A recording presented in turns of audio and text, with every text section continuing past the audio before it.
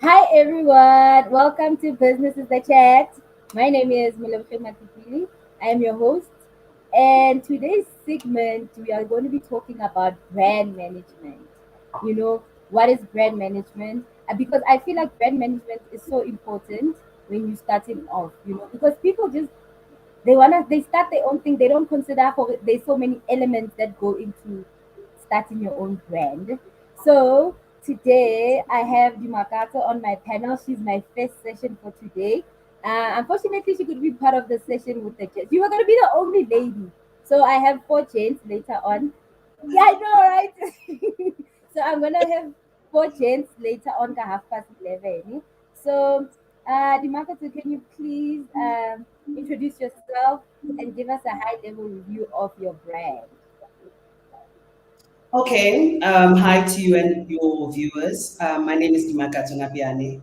I'm the MD and head strategist at Deterra Media Holdings. So basically, what I do is help people to create their individual brands, how they go to market, and how do they present themselves as brands.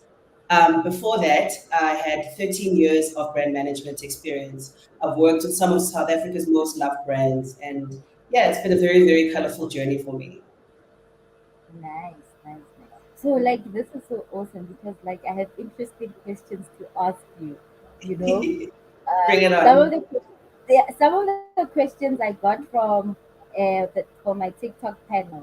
Ne? So, since you started your own thing, what is the purpose of your brand? What does So, it because, stand for, and what does it sure, mean to you? okay. So, where the learning really came from is that I've realized that individuals and small businesses who are really who I service don't know how to create their own personal brands. You'll find that even if you are a person of influence, you will go for every opportunity that comes your way, or the opposite. You don't know how to kind of attract and get that sort of kind of engagement from brands and other people out there. So I always start with really servicing the need for developing a strategy. You have to start with a strategy that is clear and single-minded, right? For yourself. So that you know Muleboheng, the brand, stands for this. She likes these things. These are her passion points. She doesn't just engage with everything. She really has a clear point of view as a brand, as a person. So I start by developing that for my clients, and then I go and roll out a go-to-market strategy. Maybe interacting with brands that have the passion points that you want to fulfill, and get you into spaces where you traditionally would not have considered. But because this is where we want to build your brand to, this is the kind of thing that I get my clients into. Okay, because I was about to ask a follow-up question of what strategies have you found that like really work, that like puts or sets the tone for your brand. So like, yeah, thank you. um, you want to add on to it? Sure. So actually, more important sometimes than sometimes what I'm trying to say is sometimes the most important thing is what you say no to. And Mm-hmm. that's always a very difficult thing because if you are clear about your vision and your goals, your objectives, and what you want to pursue, then it's easier to say no to things. And that is also the key differentiator because you can't just, yes, opportunities can come and it's nice. Maybe you'll make money or maybe you'll get into the right room, but it's actually not aligned to you. And your audience can always tell when you're interacting with something that's misaligned, or even you can't speak about it with confidence. So I think I'd say the biggest thing I'd say that some of the things that you say no to are actually more important than what you say yes to. Okay. And then when we talk about brand worthiness, are we being arrogant or does this mean levels? Because in most cases we talk about numbers, and numbers are, and when you have the numbers, people get arrogant. Something was happening in my mind when I was thinking of this. Né? Some people get the numbers doing something a controversial, né? Mm. And some people try to get the numbers like booty straight, clean, Arana, all these other things. So how does it work? What works better?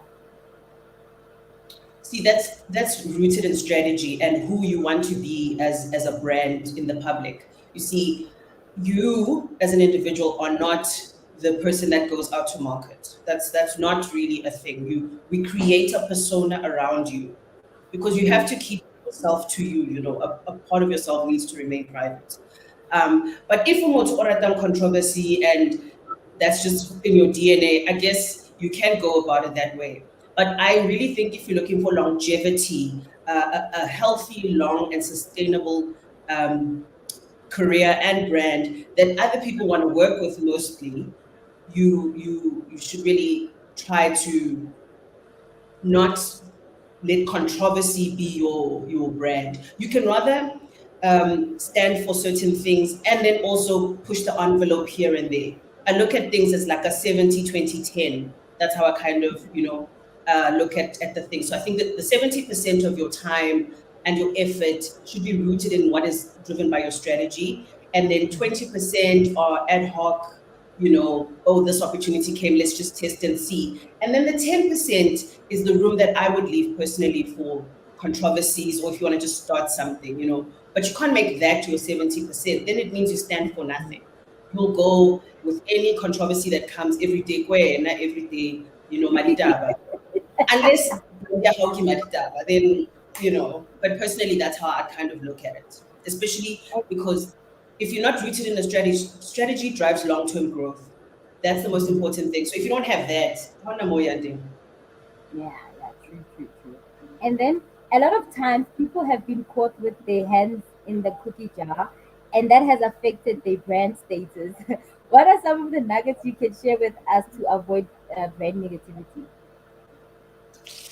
I don't know if you can avoid negativity. Mhm. It's like the word an accident. Nobody wakes up in the morning and says, "I'm going to crash my car," right?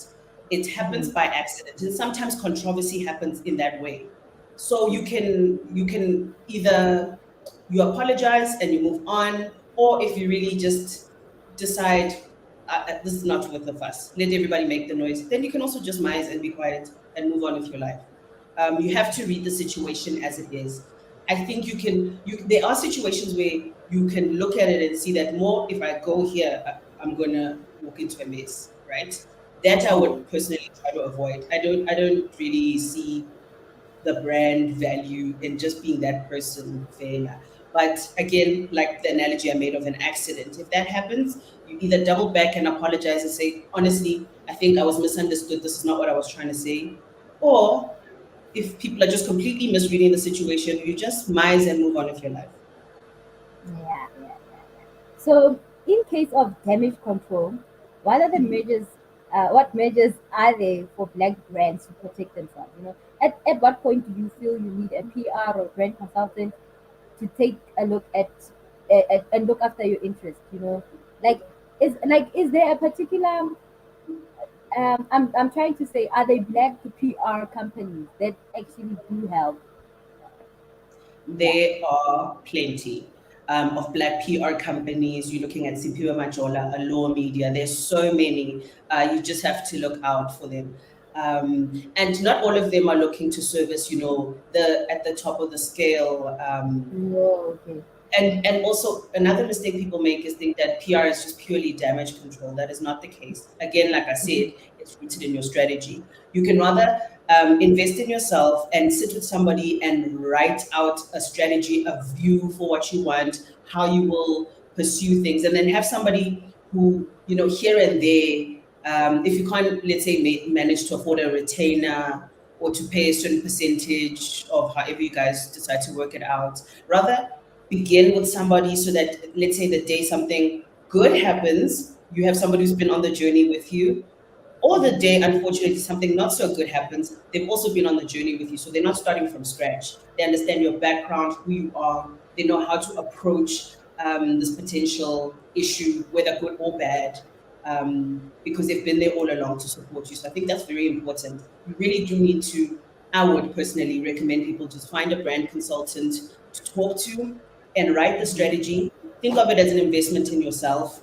You don't have to work with them month to month, but at least have a clear like guideline and guardrails around, how you interact, what you like, what you don't like. If you get an opportunity, let's say from a brand to partner with you, somebody you can share that with and be like, okay, sure, can you look at this?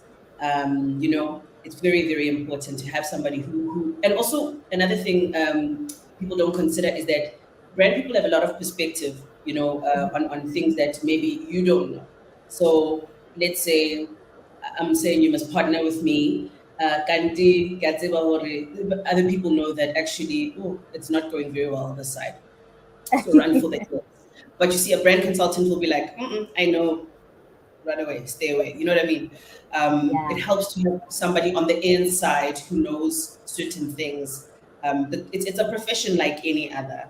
But I would really recommend you at least sit initially and write a strategy with somebody who knows what they're doing, and then you can take it forward, and then partner with them when the opportunity arises, if it's a financial constraint thing. And then, like, what are the odds of a brand to come back and participate after like having like bad negativity? What do you mean? Like say now ukunilele scandal, ne?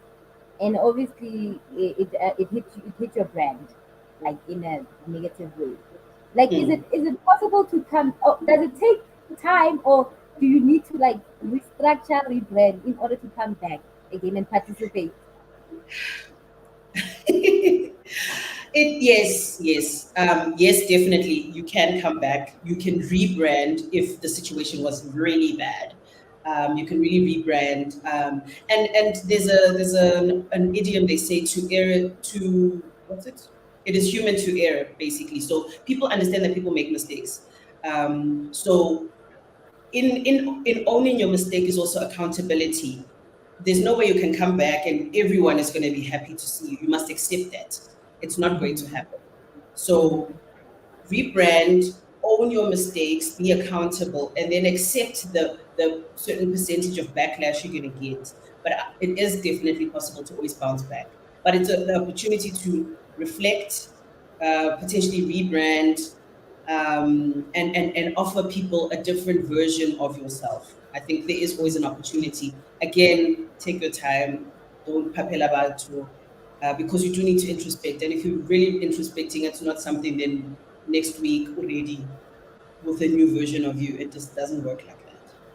So I want us to talk a bit about the cancel culture. Okay.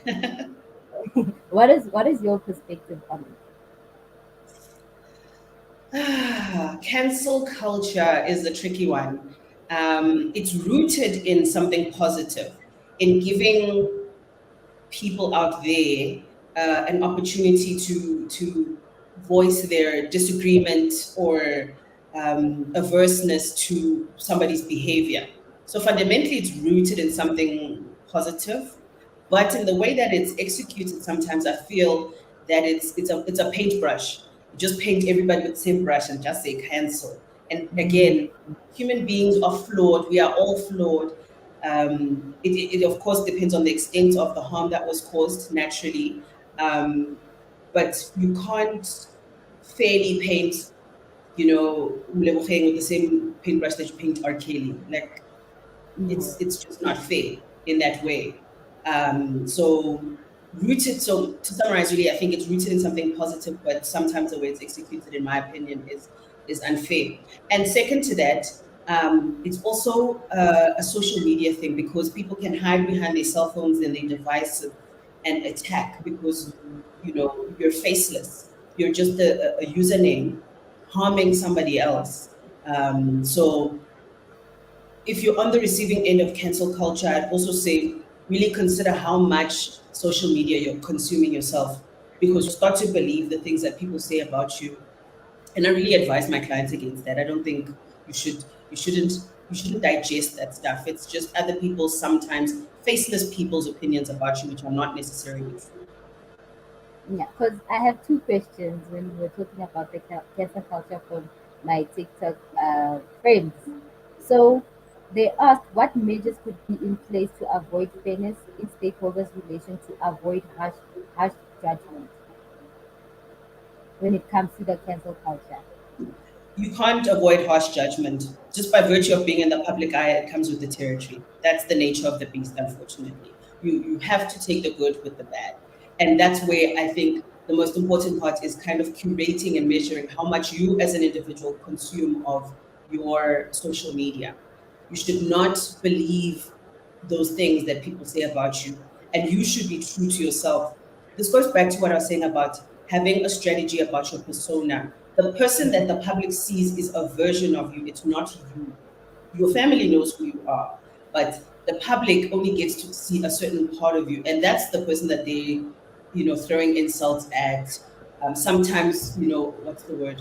When they're reflecting their own insecurities from behind their cell phones to somebody else. It's not real life.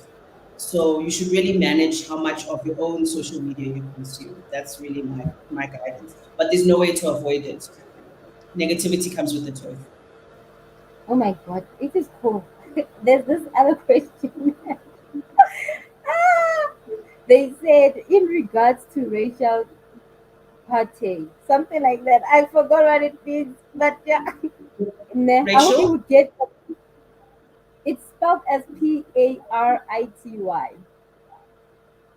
Parity. Ity. Parity. Yes, they Okay. said in in regards to racial union too. Are black brands regulated the same way as white brands? To to what extent is one race treated more harshly than the other? Oh no, so that's internalized. What's the word? Discrimination or internalized biases. That's the word I'm looking for. So that is a fundamental systemic issue across the world, not just in South Africa. But of course, it feels exacerbated here. We do have a history, of course, discrimination against Black people. I don't have to preach to the choir. So naturally, even it's a simple thing like um, the things people say when you move into an area and maybe there's a lot more Black people in the area. They say certain things about the area.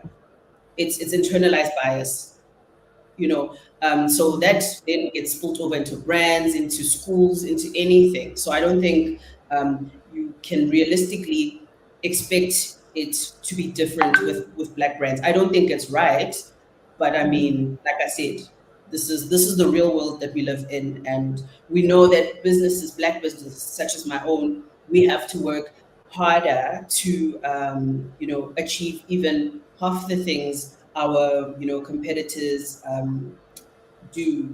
But again, an old managing director of mine always used to say, "Must make reality your friend." And the sooner you do that, you take it for what it is, and then you move on. It's reality. And then, can you separate yourself from the brand you built? And should there be a line of distinguish between you and the brand? 100%. 100%. You, like I said before, you have to draw up a version of yourself. It's similar to you, it's many aspects of you, but that's not the you that goes to the world. The world must not be able to pierce you. So if they say negative things about you, you're like, well, they're speaking about the personality, they're not talking about me. You see, you can't offer the world all of you. It's not the way the world works. You have to create a persona, a polished version of yourself is what goes to market, not you. I hope that makes sense. Yeah. So we touched a bit on the. So I wanted to ask, what brands associate themselves with you? With Because me, yes, because I want to understand how does the brand association work. you know. So yes. So what I maybe let me clarify. So what I do is I manage other people's brands, right? Individual brands. Like I will manage you, for example, and then I Mm, help you create the strategies that is the mulebaching that goes to market and is the person that everybody interacts with on social media. That is the person that is how I work. And then I will source brand partnerships for you. So let's say you love makeup, then I will go to build makeup partnership relationships so you can work on brand X or brand Y, for example, because it fits with what it is that you want to do. That's how I work. I think that if that makes sense. and then yeah, oh, my questions now are all over the place. Okay, so uh, I wanted to ask. I don't know if I'm gonna ask it correctly, man. Okay. How are you painting a picture that will kind of be like that helps up and coming entrepreneurs who want to come into your industry in what you do? Are you helping? How do you build that positive image, that says, um, this is Dimakatso's company, and this is what she's doing? How are you helping us, rona ba batlang, gore we can look up to you? Am I making sense? Yes, I guess so, somewhat. So always showing up with my best foot forward. Mhm. I always try to do that. Like you asked the question about race earlier, and we unfortunately have to work harder to not make it harder for the next person. So I always try to put my best foot forward. I am very, very professional, and I treat my clients like gold. So I think that's sort of the attitude and demeanor that people can look up to and really try to mirror. My clients are phenomenal people who I have the utmost respect for, and I protect them first. So that's kind of why maybe I think one of my differentiating factors is like they come first. I say no to lots of things, and I really protect them and ensure that they really get the best value out of me, out of the brands that they work with, however they show up, and that they can really focus on what their talents are. You know what I mean? Mm. Yeah, because I wanted to ask, like, there's a question here that what experience would one get from associating themselves with your brand?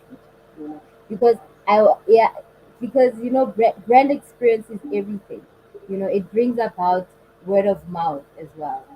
Yes. It's a memorable thing.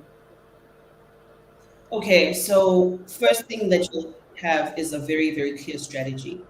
I think I cannot emphasize how important that is for you as a brand. You cannot just just go out there and hope for the best. I mean, it doesn't work like that. You really, really need to. You'll get a phenomenal strategy. You get into the right rooms with the right people. You will get to be able to focus on your art. I also remove a lot of other stresses from my clients' lives.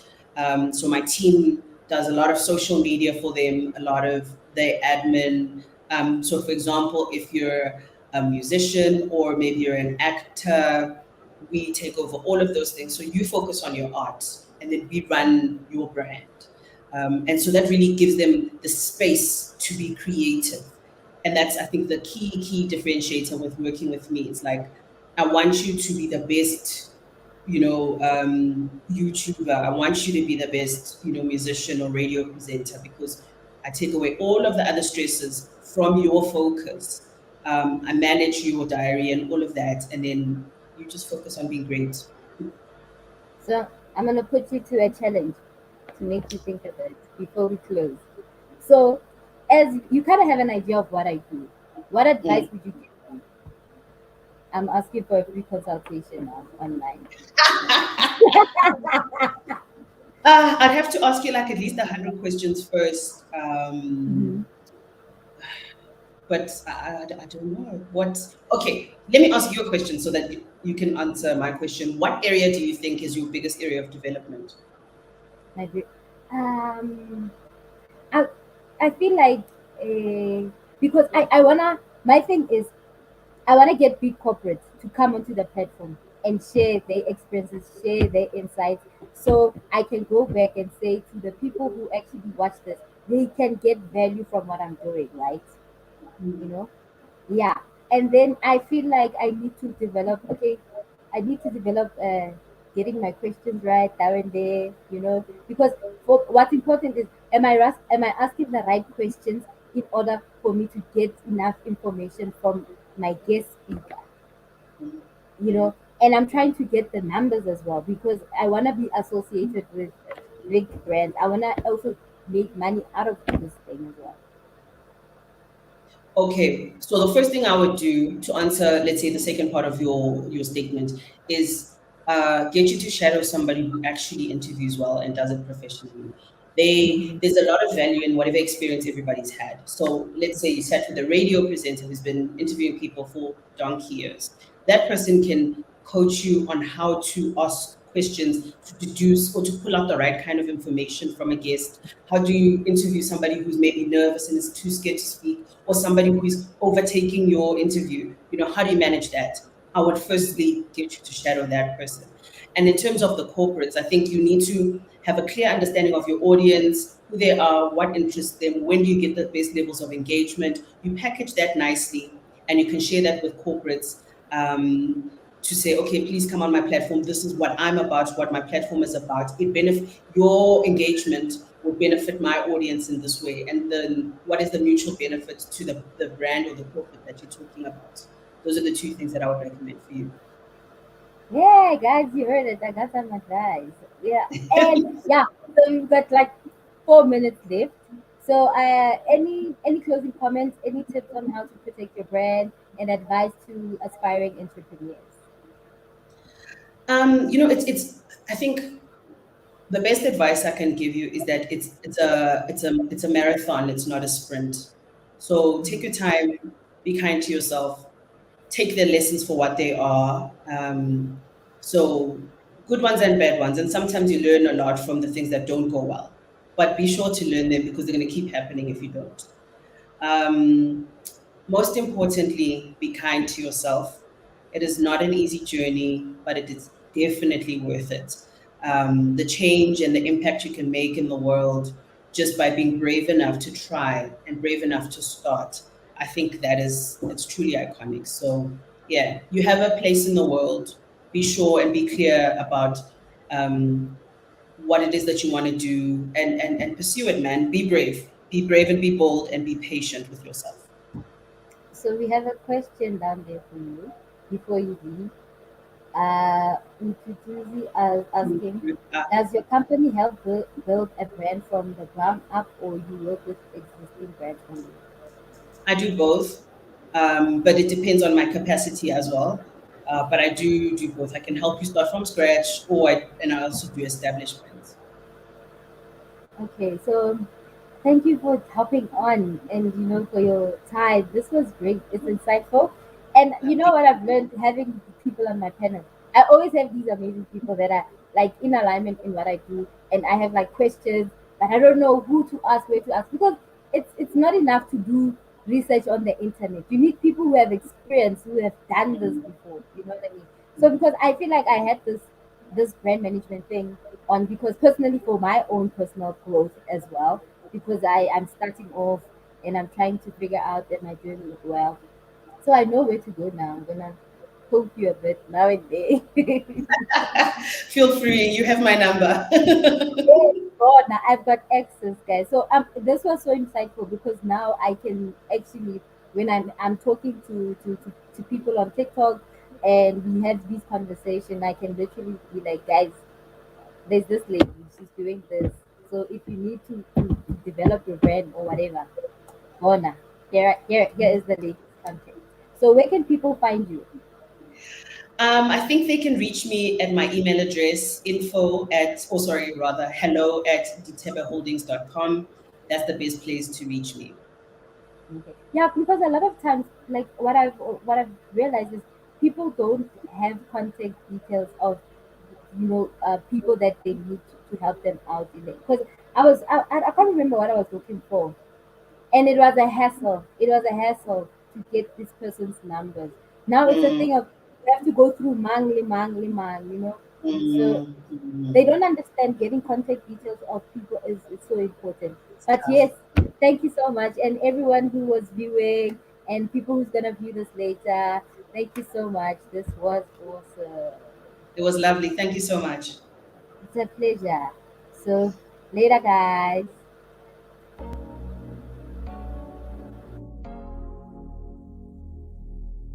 God damn. What else?